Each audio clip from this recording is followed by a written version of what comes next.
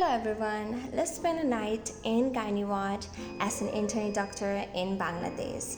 So I started my night shift at 9 p.m. and I brought my friend so that I can help her in her studies. She has an exam coming up. So first thing I do after coming to the ward is see the handover. So handover helps me to know the detail about my patient and would be really helpful for me to follow up. And this is something I do. I put everything down in a piece of paper so that it becomes easier for me during follow up. So at 10:30 I go to follow up after finishing some paperwork like writing history and then a discharge paper and also making an OT list. During follow-up, I check patients' vitals such as BP, pulse, and if they are catheterized, their urinary output, their drainage tube, and etc. So unfortunately, my partner in follow-up, he has COVID-19, so he is not present. So I have to do a lot of work by myself. So it takes me forever. So finally, I finished my follow-up at 12 o'clock, and at 12:05 we went to canteen to have something because I was extremely hungry and there was nothing but chana, samosa and tea. So that's what I had. So constantly in my mind I was very anxious, so I could not spend so much time for food. So I took my tea with me, thinking that it would save a lot of time for me. Since I had finished all my work, so I wanted to help my friend to study. So we were trying to discussing the important questions that might come in exams, and so it becomes a productive night for both of us, right? So that's what we're doing right here. So at 1:33 we went outside to see if everything is alright, so to check around and have a little look at it.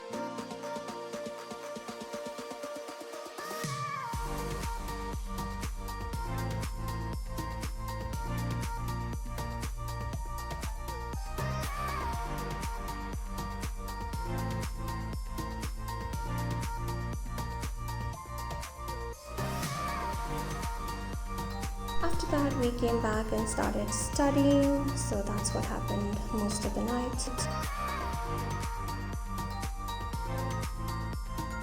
So I tried sleeping in the hospital bed, which was very uncomfortable. I could not sleep, and so I ended up watching 2 episodes of Friends. It was 4:30 already and I haven't slept a bit, but then I was like, I need to try to sleep. So I was trying to focus my all energy in sleeping, which was not happening, but I tried my best. And around 4:40 I actually fell asleep, so that was nice.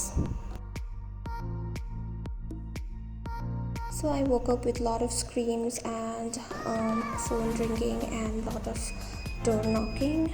It was about 6 o'clock, so I had to quickly rush into the situation. Turns out a woman 25 years old who was in her second pregnancy was going through a first stage of labor with pervaginal bleeding, and the bleeding was very massive and she was in a lot of pain and she was screaming. Her water broke at night and they just decided to admit her into the hospital right now, so it was a very emergency case. So we schedule immediate emergency cesarean section.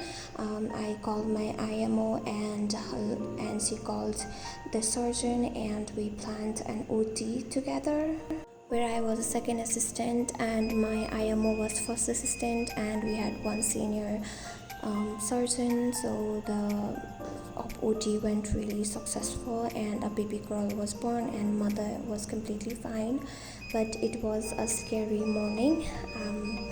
My senior were making ready of her post-op medication. The morning vibes and the sunshine. So at this time I was going upstairs to prepare for a round with my friends, because at this time my friends will be joining me. They have already come because it's 8:30 already. So we go on a round with our senior surgeon, where we have to present our patients' cases in front of our seniors and professors and So that's how it goes every morning.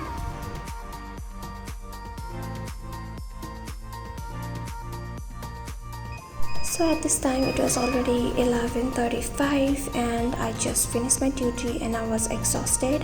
I actually pulled 15 hours of shift and that was really exhausting. And so this was the food I had after 15 hours of shift, so that was fun.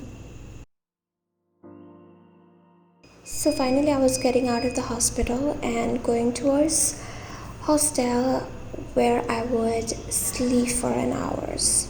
So that's how my night shift went. I hope you enjoyed or something, I don't know, but I enjoyed making it. I love you all. Don't forget to subscribe and see you in next one. Mwah.